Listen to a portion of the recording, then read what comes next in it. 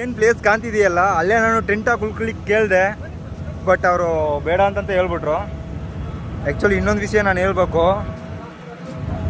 Brother ಒಬ್ರು ಅಲ್ಲಿ ನನ್ನ ಸೈಕಲ್ ಹತ್ರ ನಿಂತವ್ರಲ್ಲ. ಸೊ ಆ್ಯಕ್ಚುಲಿ ಬ್ರದರ್ ನೀವು ಹೋಗಿ ವಿಡಿಯೋ ಮಾಡಿ.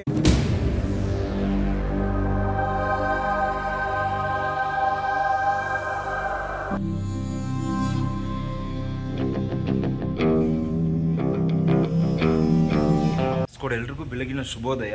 ಆ್ಯಕ್ಚುಲಿ ನಾನು ಕೋಳೂರಿಂದ ಇವಾಗ ಜರ್ನಿನೇ ಸ್ಟಾರ್ಟ್ ಮಾಡಿಲ್ಲ, ಇಲ್ಲಿ ಪ್ರೌಢಶಾಲೆ ಒಂದಿತ್ತು. ಸೊ ಹಾಗಾಗಿ ಬಂದು ಕೇಳಿದ್ದೀನಿ ಅವೇರ್ನೆಸ್ ಕೊಡಲಿಕ್ಕೆ. ಸೊ ನೀವು ನೋಡ್ಬೋದು ನಮ್ಮ ಸರ್ಕಾರಿ ಶಾಲೆಯಲ್ಲಿ ಇಷ್ಟೊಂದು ಟ್ರೋಫಿಗಳನ್ನ ಮಡಗಿರ್ತಕ್ಕಂಥದ್ದು, ಮತ್ತು ರಿಸಲ್ಟ್ಸ್ ಕೂಡ ತುಂಬಾ ಚೆನ್ನಾಗಿದೆ.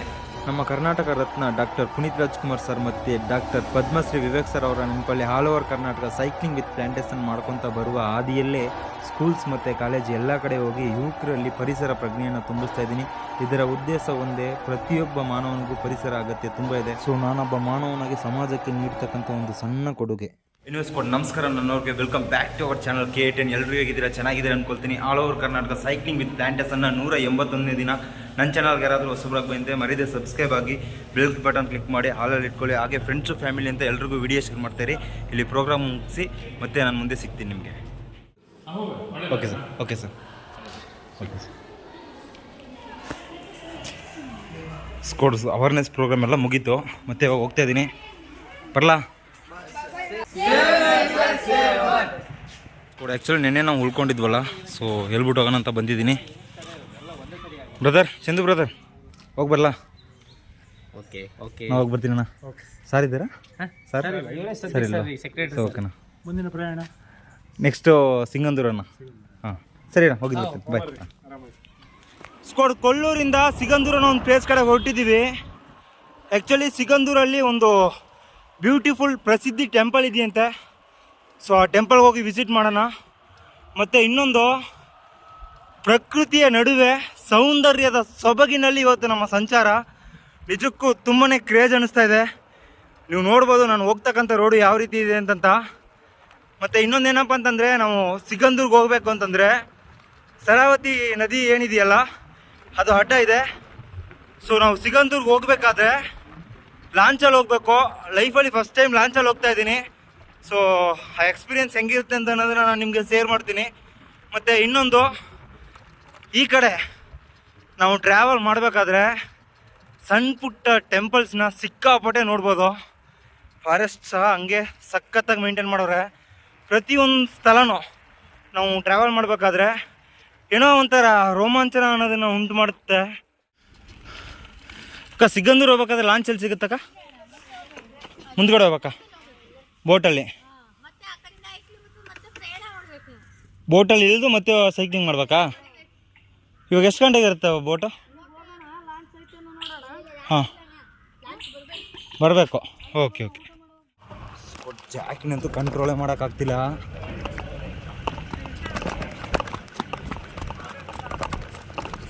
ಎಷ್ಟು ಜನ ಹೋಗ್ತಾ ಇದ್ದಾರೆ. ನನ್ನ ಸೈಕಲ್ ತಗೊಂಡು ಹೋಗ್ತಿರೋದ್ರಿಂದ ನಾನೇನೋ ಒಂಥರ ವಿಚಿತ್ರವಾಗಿ ನೋಡ್ತಾ ಇದ್ದಾರೆ ಅವರೆಲ್ಲ. ಸ್ಕೋಡ್ ಲಾಂಚ್ಗೆ ಏರ್ಲಿಕ್ಕೆ ಬಂದಿದ್ದೀವಿ.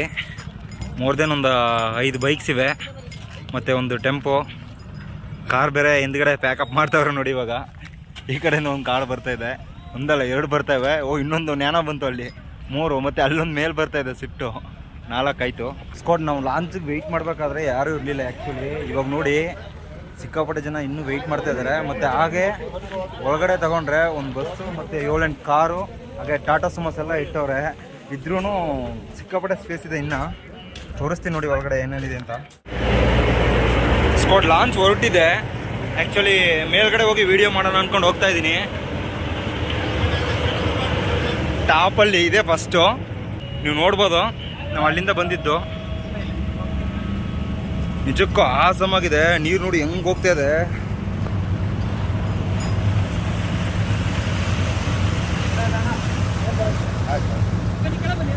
ಪ್ಲೇಸ್ ನೋಡಿ ಹೆಂಗಿದೆ. ಪ್ಲೇಸ್ ಮಾತ್ರ ಆಸಮಾಗಿದೆ. ಸೊ ಆ್ಯಕ್ಚುಲಿ ಅಲ್ಲಿ ಏನು ಪ್ಲೇಸ್ ಕಾಣ್ತಿದೆಯಲ್ಲ ಅಲ್ಲೇ ನಾನು ಟೆಂಟ್ ಹಾಕಿ ಉಳ್ಕೊಳ್ಳಿಕ್ಕೆ ಕೇಳಿದೆ, ಬಟ್ ಅವರು ಬೇಡ ಅಂತಂತ ಹೇಳ್ಬಿಟ್ರು. ಆ್ಯಕ್ಚುಲಿ ಇನ್ನೊಂದು ವಿಷಯ ನಾನು ಹೇಳ್ಬೇಕು, ಬ್ರದರ್ ಒಬ್ಬರು ಅಲ್ಲಿ ನನ್ನ ಸೈಕಲ್ ಹತ್ರ ನಿಂತವ್ರಲ್ಲ. ಸೊ ಆ್ಯಕ್ಚುಲಿ ಬ್ರದರ್ ನೀವು ಹೋಗಿ ವಿಡಿಯೋ ಮಾಡಿ, ನಾನು ಸೈಕಲ್ ಇಟ್ಕೊಳ್ತೀನಿ ಅಂತಂತ ಹೇಳಿದ್ರು. ನಿಮಗೆ ಇವಾಗ ಕ್ಲಿಯರಾಗಿ ಕಾಣುತ್ತೆ ಅಂದ್ಕೊಳ್ತೀನಿ ಎಷ್ಟು ಕಾರ್ ನಿಂತಿವೆ ಅಂತಂತ. ಒಂದು ಸೈಡಲ್ಲೇ ಒಂದು ಟಾಟಾ ಸುಮಾ ಮತ್ತು 3, 4, 5, 6, 7 ಕಾರ್ 8 ಕಾರ್ ಇದೆ. ನಾನು ಆ್ಯಕ್ಚುಲಿ ಕಡಿಮೆ ಹೇಳಿರ್ತೀನಿ.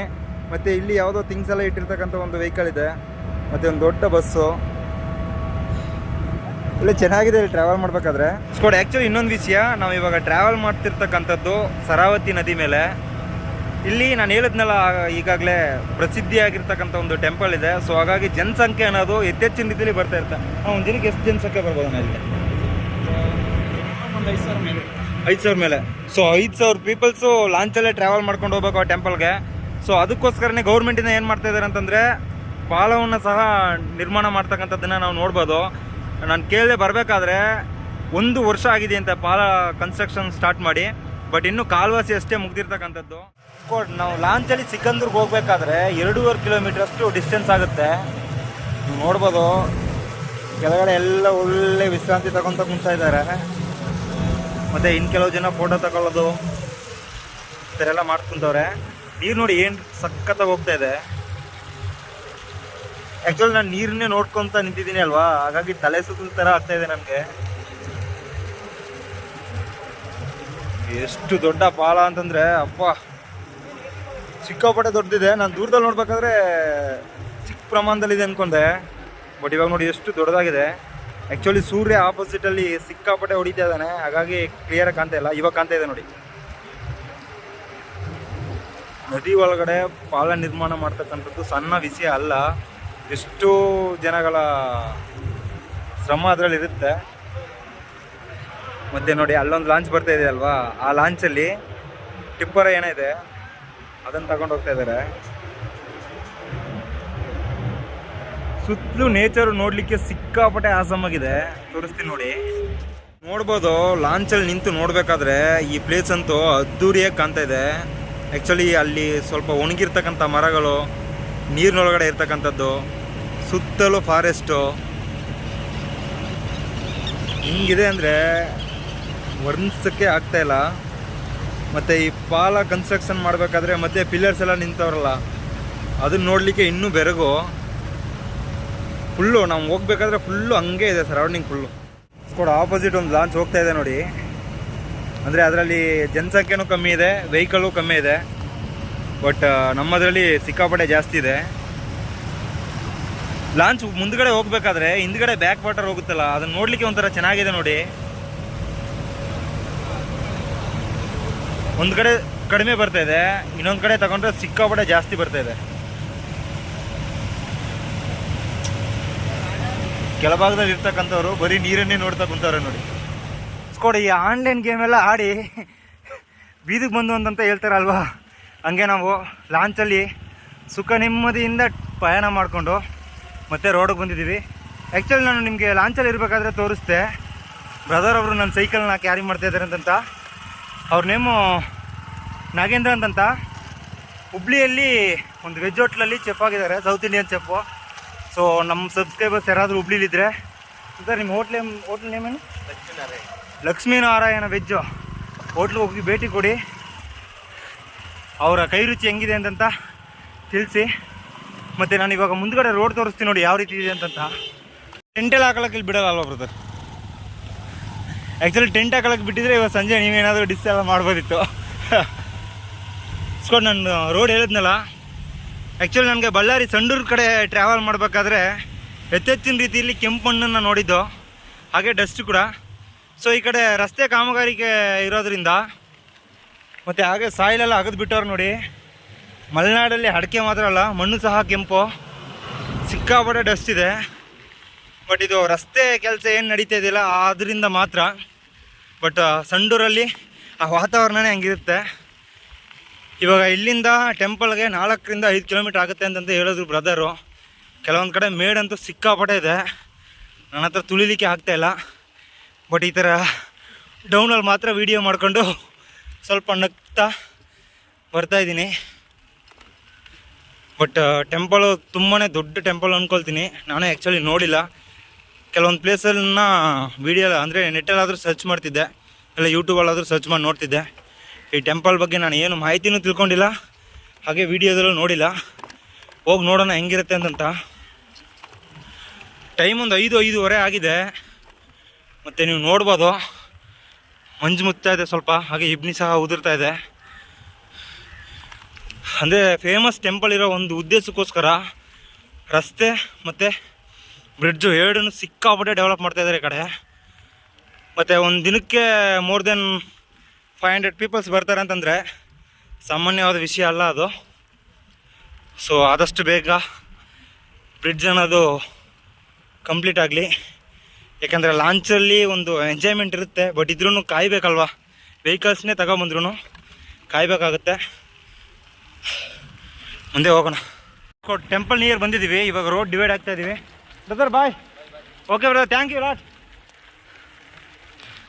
ಟೆಂಪಲ್ ಎಂಟ್ರೆನ್ಸ್ ನೋಡಿ ಹೇಗಿದೆ. ಈ ಕಡೆ ಮೇಡು ಅನ್ಕೊಳ್ತೀನಿ ಫುಲ್ಲು.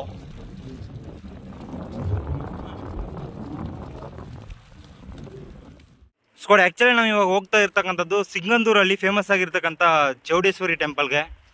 ಸೊ ನೀವು ನೋಡ್ಬೋದು ಬ್ಯಾಕ್ ಸೈಡಲ್ಲಿ ಶರಾವತಿ ಬ್ಯಾಕ್ ವಾಟರ್ ಕೂಡ ಕಾಣ್ತಾ ಇದೆ. ಹಾಗೆ ಟೆಂಪಲ್ ಅಂತೂ ಸಿಕ್ಕಾಪಟ್ಟೆ ಡೌನಲ್ಲಿದೆ, ಇವಾಗಷ್ಟೇ ಏನೋ ಗೊತ್ತಾಗ್ತಾ ಇರೋದು. ಮತ್ತು ಇನ್ನೊಂದು ಇಲ್ಲಿ ಜಾತ್ರೆ ಕೂಡ ಇದೆಯಂತೆ ಈ 14ನೇ ತಾರೀಕು 15ನೇ ತಾರೀಕು.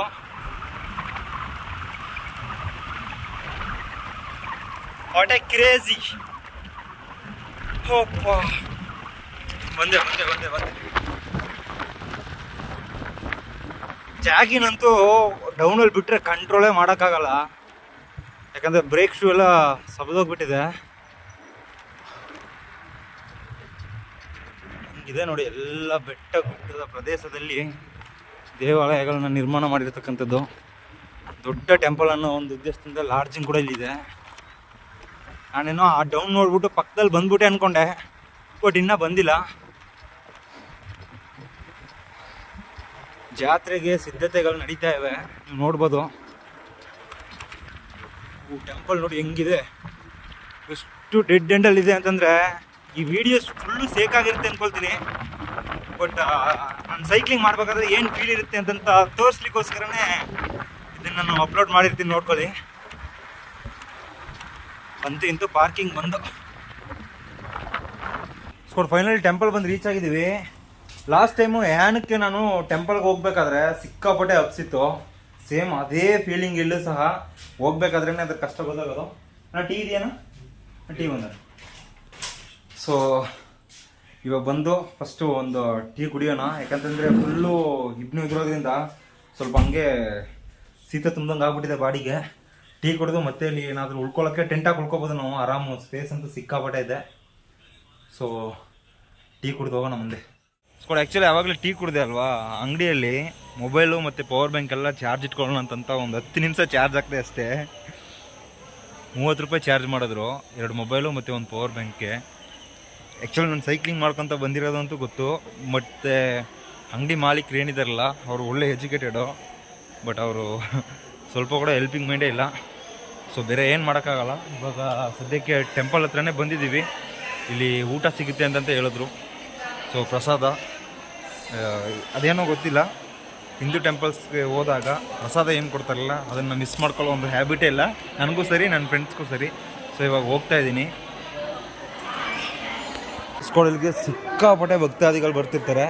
ಮತ್ತು ನೀವು ನೋಡ್ಬೋದು ಇಲ್ಲಿ ಚಾಪೆ ಕೂಡ ಕೌಂಟಲ್ಲಿ ಕೊಡ್ತಾರೆ, ಒಂದು 100 ರೂಪಾಯಿನೋ ಪೇ ಮಾಡಿದ್ರೆ. ಹಾಗೆ ಮ್ಯಾಕ್ಸಿಮಮ್ ಹಾಲಲ್ಲೇ ಎಲ್ಲ ಮಲ್ಕೊಳ್ಳೋದು. ಮತ್ತು ಇನ್ನೊಂದು 4-5 ದಿನ ಅಷ್ಟೇ ಜಾತ್ರೆ ಇದೆ. ಸೊ ಹಾಗಾಗಿ ಸಿಕ್ಕಾಪಟ್ಟೆ ಕ್ರೌಡ್ ಇದೆ ನೋಡಿ. ಇವಾಗ ಏನೋ ಒಂದು 3 ದಿನಕ್ಕೆ ಮುಂಚೆನೇ ಬಂದಿದ್ದೀವಿ.